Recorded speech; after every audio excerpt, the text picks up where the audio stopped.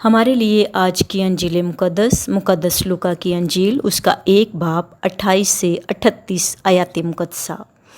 اور چھٹے مہینے جبرائیل فرشتہ خدا کی طرف سے جلیل کے ایک شہر میں بھیجا گیا جس کا نام ناصرت تھا، داؤد کے گھرانے کی ایک کنواری کے پاس، جو یوسف نامی ایک مرد سے بیاہی ہوئی تھی، اور اس کنواری کا نام مریم تھا۔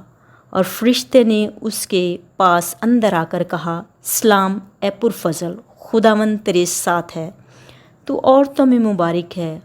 اور وہ اس کلام سے گھبرا گئی اور سوچنے لگی کہ یہ کیسا سلام ہے۔ اور فرشتے نے اس سے کہا، اے مریم نہ ڈر، کیونکہ تو نے خدا کے نزدیک فضل پایا ہے۔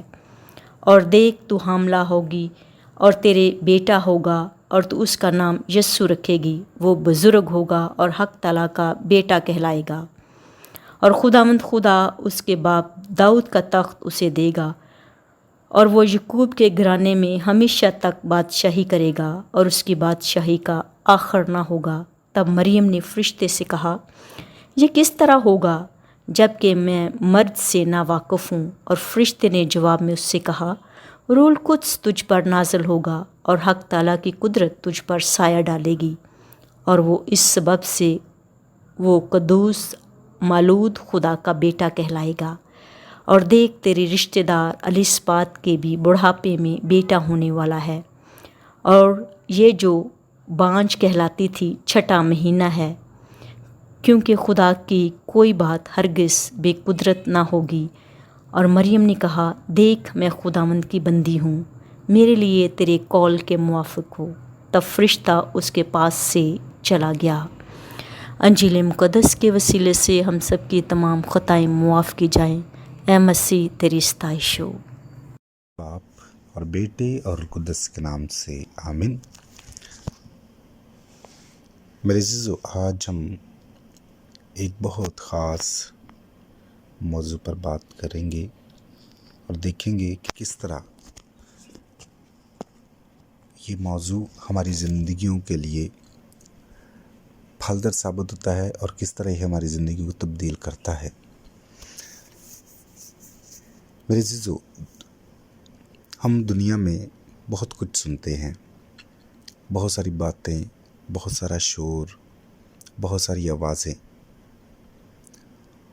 اور یہ سب کچھ ہمیں بہت تکلیف بھی دیتا ہے، لیکن اس کے باوجود ہم سنتے ہیں۔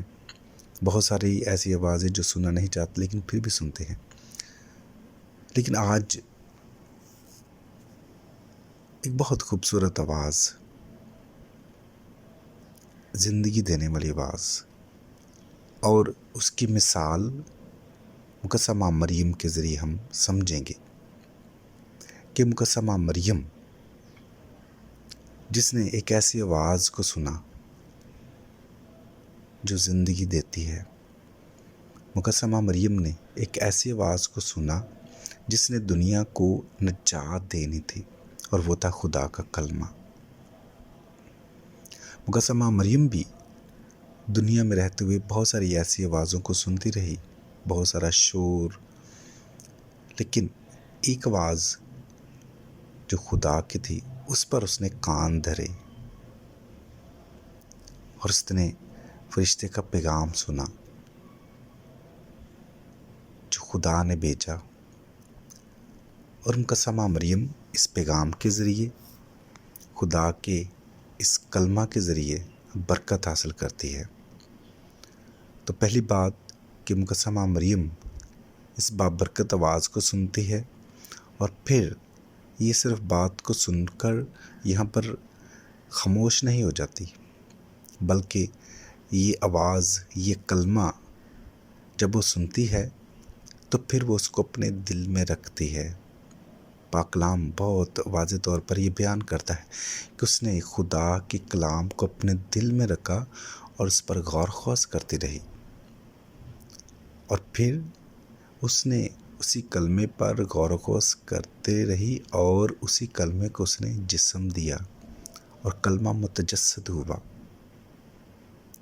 یعنی خدا کے کلام کو، کلمے کو پھر مقدسہ مریم نے بدن دیا، اور وہی بدن دنیا کے لیے نجات بنا، اور وہی کلمہ خدا کا بیٹا تھا جس نے دنیا کو نجات دی، اور یہ مقدسہ ماں مریم کے وسیلے سے ہوا۔ اور مقدسہ ماں مریم ہمارے لیے، آج کے دور کے لیے ایک بہت بڑی مثال ہیں، گو کہ وہ ہر دور میں مثال تھیں، مثال ہیں اور مثال رہیں گی، کیونکہ یہ برکت اسے خدا کی طرف سے ملی ہے۔ لیکن ہمارے لیے ہر دور میں وہ مثال قائم کرتی ہیں کہ ایک نوجوان لڑکی جس نے خدا کی آواز کو پہچانا اور اس کو اپنی زندگی میں اپنایا۔ مقدسہ ماں مریم کے لیے وہ دن بابرکت ہو گیا جس دن اس نے کلمے کو سنا فرشتے کے ذریعے، اور مقدسہ ماں مریم اس کلمے پر غور و خوض کرتی رہی، اور وہ برکت میں اور زیادہ آگے بڑھتی رہی۔ جتنا وہ کلام پر غور و خوض کرتی رہی، اتنا ہی خدا نے اسے مالا مال کیا اپنی برکات کے ذریعے، اتنا ہی خدا نے اسے اور زیادہ برکات دی، اور وہی کلمہ جو بیٹا بنا، جس کو مقدسہ ماں مریم نے اپنا بدن دیا، وہی بیٹا دنیا میں رہتے ہوئے معجزات کرتا ہے، لوگوں کی زندگی کو تبدیل کرتا ہے، اور آخرکار صلیب پر اپنی جان دے کر کل کائنات کو اپنے پاک خون سے دھو دیتا ہے اور پاک صاف کر دیتا ہے۔ یہ سب کچھ مقدسہ ماں مریم سے شروع ہوا، اور مقدسہ ماں مریم اپنے بیٹے کو پیش کرتی ہے قربان ہونے کے لیے۔ پہلے وہ اپنے آپ کو پیش کرتی ہے، اپنی جوانی کو پیش کرتی ہے خدا کے کلام کے لیے، پھر اس کے بعد مقدسہ ماں مریم اپنے بیٹے کو پیش کرتی ہے۔ تو یہ عمل جو ہے مقدسہ ماں مریم کو اس لقب تک، اس رتبے تک لے کر جاتا ہے جہاں پر مقدسہ ماں مریم کو یہ رتبہ ملا کہ وہ کل کائنات کی مالکہ ہے، کل کائنات کی شہزادی ہے، اور پاک کلام یہ بیان کرتا ہے کہ جان دینے تک وفادار رہے تو میں تجھے زندگی کا تاج دوں گا۔ مقدسہ ماں مریم آخری دم تک وفادار رہی، آخری دم تک خدا کے کلمے پر غور و خوض کرتی رہی، پھر اپنے بیٹے کے ساتھ چلتی رہی، دکھ میں، مصیبتوں میں، صلیب تک وہ اپنے بیٹے کے ساتھ تھی، اور صلیب کے سائے تلے وہ اپنے بیٹے کے ساتھ تھی۔ میرے عزیزو، مقدسہ ماں مریم نے یہ رتبہ، یہ لقب اپنی جوانی قربان کر کے اور اپنے جوان بیٹے کو قربان کر کے یہ لقب حاصل کیا کہ وہ کل کائنات کی مالکہ ہے۔ ہم بھی مقدسہ ماں مریم کی طرف دیکھتے ہوئے پاک کلام پر غور و خوض کریں، تو پاک کلام ہماری زندگیوں کے لیے، ہمارے خاندانوں کے لیے، ہمارے گھرانوں کے لیے بابرکت ثابت ہو سکتا ہے۔ لیکن جب ہم مقدسہ ماں مریم کی طرح کلمے پر غور و خوض کرتے رہیں گے، خدا سب کو بہت برکت دے، اور مقدسہ ماں مریم ہمیشہ ہم سب کے لیے دعا کرتی رہے، اور ہم اس کے کلام میں اور ایمان میں مضبوط رہیں۔ آمین۔